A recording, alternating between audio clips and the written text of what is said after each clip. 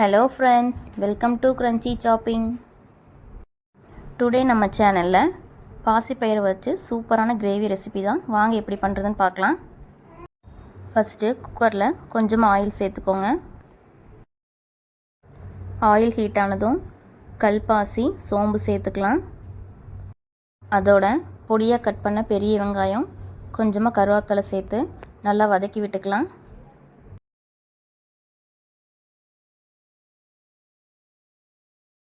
Next ஒரு பச்சை மிளகாவை ரெண்டாக கீறி போட்டுக்கலாம்.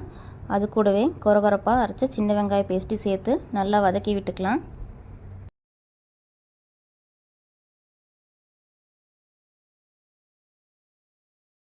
நெக்ஸ்ட்டு ஒரு ஸ்பூன் இஞ்சி பூண்டு பேஸ்ட்டு சேர்த்து நல்லா மிக்ஸ் பண்ணி விட்டுக்கோங்க.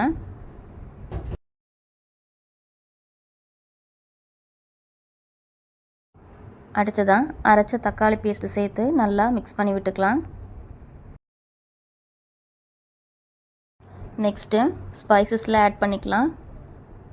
சேர்த்து நல்லா மிக்ஸ் பண்ணிக்கோங்க. மெஷர்மெண்ட்டில் டிஸ்கிரிப்ஷனில் இருக்குது, செக் பண்ணிக்கோங்க.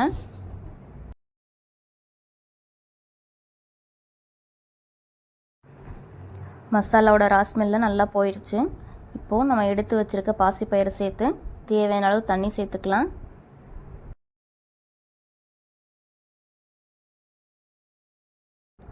கிரேவிக்கு தேவையான அளவு உப்பு சேர்த்து 6லேருந்து 7 விசில் வரைக்கும் விட்டு எடுத்துக்கலாம்.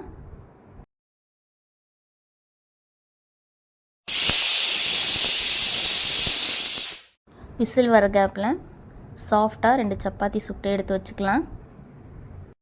சப்பாத்தி மட்டும் இல்லை, தோசை பரோட்டா எல்லாத்துக்குமே இந்த கிரேவி சூப்பர் காம்பினேஷனாக இருக்கும்.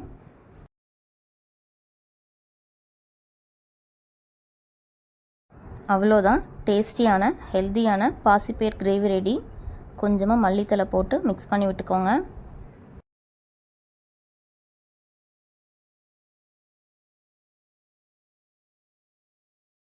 சர்வ் பண்ணிடலாம்.